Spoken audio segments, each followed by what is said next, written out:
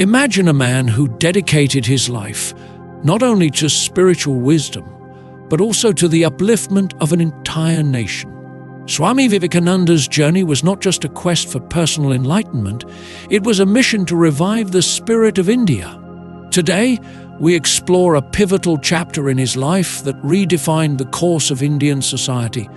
In this episode, we delve into Swami Vivekananda's travels across northern India during the late 19th century, a journey filled with powerful teachings, personal struggles, and unwavering dedication to his vision for India.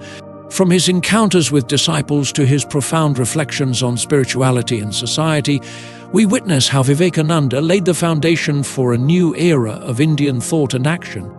Join us as we unfold the inspiring story of a leader who merged the ancient wisdom of the East with the progressive ideals of the West. For the regeneration of India, in the Swami's view, the help of the West was indispensable. The thought of India had been uppermost in his mind when he had journeyed to America. On April 6, 1897, the Swami, in the course of a letter to the lady editor of an Indian magazine, had written, "It has been for the good of India that religious preaching in the West has been done and will be done. It has ever been my conviction that we shall not be able to rise unless the Western countries come to our help. In India, no appreciation of merit can be found, no financial support, and what is most lamentable of all, there is not a bit of practicality." The year 1898 was chiefly devoted to the training of Vivekananda's disciples, both Indian and Western, and to the consolidation of the work already started. During this period, he also made trips to Darjeeling, Almora, and Kashmir. In February 1898, the monastery was removed from Alambazar to Nilambar Mukherjee's garden house in the village of Belur, on the west bank of the Ganga. The Swami, while in Kolkata, lived at Balaram Bose's house, which had been a favourite haunt of Sri Ramakrishna's during his lifetime. But he had no rest either in the monastery or in Kolkata, where streams of visitors came to him daily. Moreover, conducting a heavy correspondence consumed much of his time and energy. One cannot but be amazed at the hundreds of letters the Swami wrote with his own hand to friends and disciples. Most of these reveal his intense thinking and some his superb wit. While at the monastery, he paid a special attention to the training of the sannyasins and the brahmacharins, who, inspired by his message, had renounced home and dedicated themselves to the realization of God and the service of humanity. Besides conducting regular classes on the Upanishads, the Bhagavad Gita, the physical sciences, and the history of the nations, he would spend hours with the students in meditation and devotional singing. Spiritual practices were intensified on holy days. In the early part of 1898, the site of the Belur Mutt, the present headquarters of the Ramakrishna Mutt and Mission, was purchased with the help of a generous donation from Miss Muller, the devoted admirer of the Swami. Mrs. Solbull gave another handsome gift to complete the construction, and the shrine at the Belur Mutt was consecrated, as we shall see, on December 9th, 1898. Sometime during this period, the Swami initiated into the monastic life Swami Swarupananda, whom he considered to be a real acquisition. This qualified aspirant was given initiation after only a few days' stay at the monastery, contrary to the general rule of the Ramakrishna order. Later, he became editor of the monthly magazine Prabuddha Bharata and first president of the Advaita Ashrama at Mayavati in the Himalayas, founded on March 19, 1899. Among the Western devotees who lived with Swami Vivekananda at this time were Mr. and Mrs. Xavier, Mrs. Sol Bull, Miss Henrietta F. Muller, Miss Josephine MacLeod, and Miss Margaret E. Noble, all of whom travelled with him at various times in northern India. The Xaviers identified themselves completely with the work at the Mayavati Advaita Ashrama. Mrs. Sol Bull, the wife of the famous Norwegian violinist, and a lady of social position, great culture, and large heart, had been an ardent admirer of the Swami during his American trip.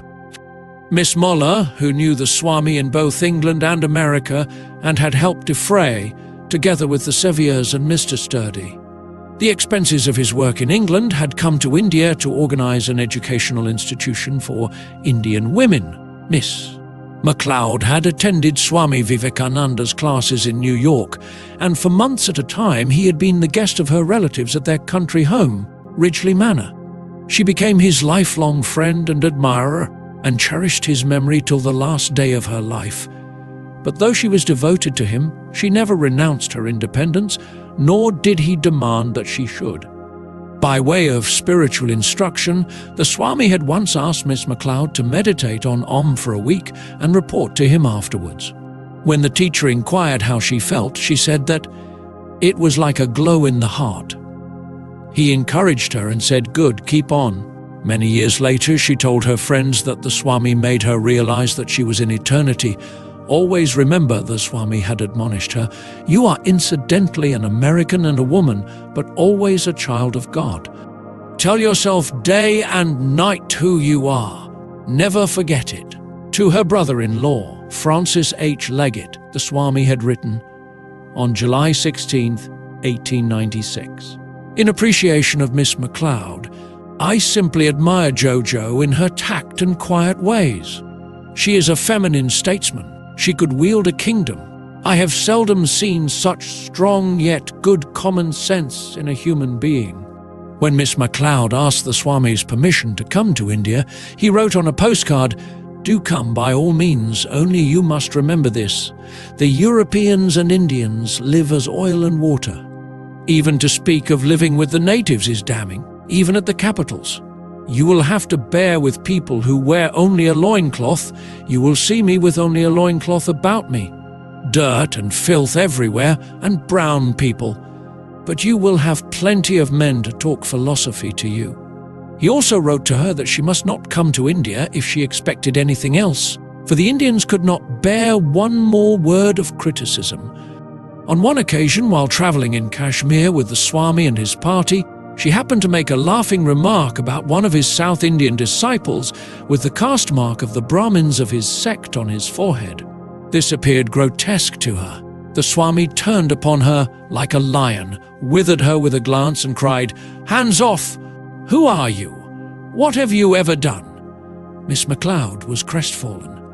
But later she learnt that the same poor Brahmin had been one of those who, by begging, had collected the money that had made it possible for the Swami to undertake his trip to America. "How can I best help you?" she asked the Swami when she arrived in India. "Love India," was his reply. One day, Swami Vivekananda told Miss MacLeod that since his return to India, he had had no personal money. She at once promised to pay him $50 a month as long as he lived, and immediately gave him $300 for 6 months in advance. The Swami asked jokingly if it would be enough for him. "Not if you take heavy cream every day," she said. The Swami gave the money to Swami Trigunatita to defray the initial expenses of the newly started Bengali magazine, the Udbodhan. But of all Swami Vivekananda's Western disciples, the most remarkable was Margaret E. Noble, who was truly his spiritual daughter. She had attended the Swami's classes and lectures in London and resolved to dedicate her life to his work in India.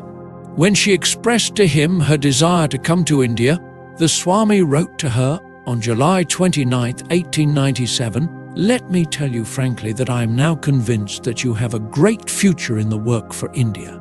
What was wanted was not a man but a woman, a real lioness, to work for the Indians, women especially. India cannot yet produce great women, she must borrow them from other nations. Your education, sincerity, purity, immense love, determination, and above all, your Celtic blood makes you just the woman wanted. Yet the difficulties are many. You cannot form any idea of the misery, the superstition, and the slavery that are here. You will be in the midst of a mass of half-naked men and women with quaint ideas of caste and isolation, shunning the white skins through fear or hatred and hated by them intensely. On the other hand, you will be looked upon by the white as a crank, and every one of your movements will be watched with suspicion.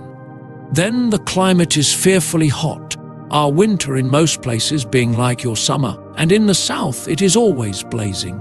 Not one European comfort is to be had in places out of the cities. If in spite of all this you dare venture into the work, you are welcome, 100 times welcome. As for me, I am nobody here as elsewhere, but what little influence I have shall be devoted to your service. You must think well before you plunge in, and afterwards, if you fail in this or get disgusted, on my part I promise you I will stand by you unto death, whether you work for India or not. Whether you give up Vedanta or remain in it. The tusks of the elephant come out but never go back. So are the words of a man never retracted. I promise you that. He further asked her to stand on her own feet and never seek help from his other Western women devotees. In our next episode, we delve deeper into the inspiring transformation of Margaret Noble, who traveled all the way from England to India, driven by her passion and devotion to Swami Vivekananda's vision. Watch how she evolves into Sister Nivedita, embracing the heart and soul of India, and how Swami Vivekananda's teachings and rigorous training prepared her for an extraordinary journey of service and spirituality. You won't want to miss this incredible story of dedication and courage. Thank you for listening till the end. Please subscribe, turn on the notifications, like, comment, and share with your friends. This will help more listeners to discover our channel and content.